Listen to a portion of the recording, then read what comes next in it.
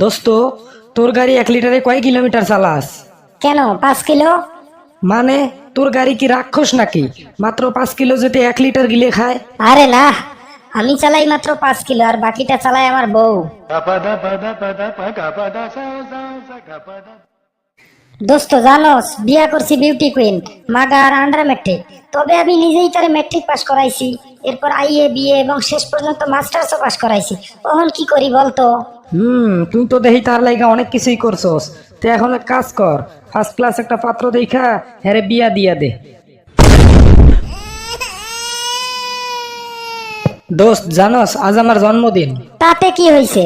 আজকে আমি ঠিক করছি সারাদিন ভালো হয়ে চলবো, কারো সঙ্গে খারাপ ব্যবহার করব না, সবার কথা শুনবো, কাউকে না বলবো না। দোস্ত, আমারে 500 টাকা ধার দে তো।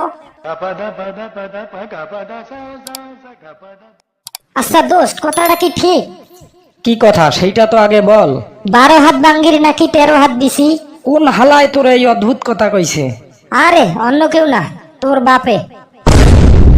দোস্ত, মাটির কম বেশিতে হতেও পারে।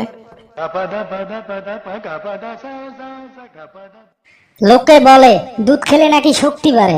হ্যাঁ, সত্যিই তো পারে। তোর কোনো সন্দেহ আছে? ধুর, 5 গ্লাস দুধ খায়া এই দেওয়ালটার আধা ঘন্টা ধরে ধাক্কাইলাম, 1 ইঞ্চিও নড়ে নাই। এখন 5 গ্লাস মদ খায় আসলাম, দেখি দেওয়ালটা আমারে দেখা নিজেই কেমন ভয়ে কাঁপতেছে।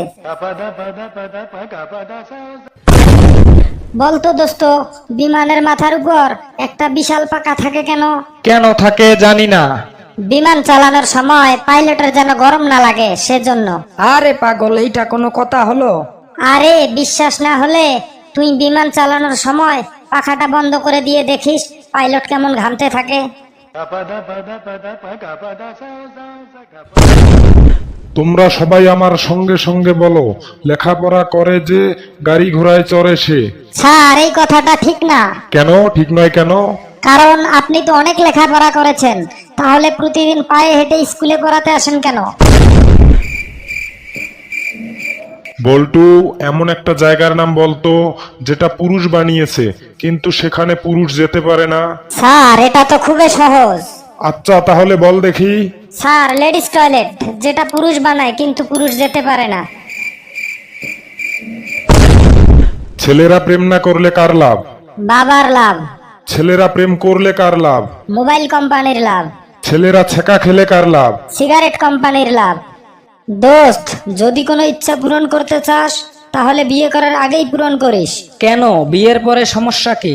কারণ বিয়ের পর ইচ্ছা পূরণ তো দূরের কথা, নিজের ঘরের টিভির চ্যানেলটাও নিজের ইচ্ছায় পাল্টাতে পারবি না।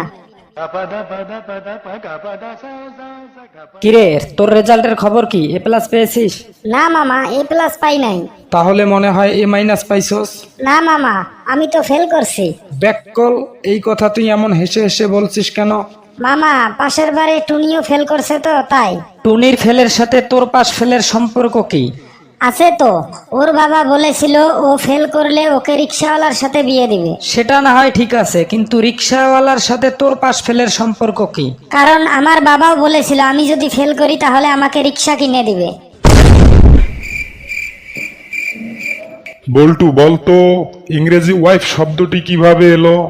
এটি আসলে অন্য দুটি শব্দের সংকোচন স্যার। মানে বুঝিয়ে বল। স্যার, ইংরেজরা ছিল খুবই কায়দাবাজ জাত, তারা দুটি শব্দ থেকে এই শব্দটিকে বানিয়েছে। আরে কিভাবে সেটা বল গাধা। স্যার, ওয়াইল্ড লাইফ শব্দ দুটির সংক্ষিপ্ত রূপ হচ্ছে ওয়াইফ। একদম বেতিয়ে তোকে লাল করে দেব, বেয়াদব কথাকার। তবে তা করছি না, কারণ মনে হচ্ছে তোর কথা সত্যও হতে পারে।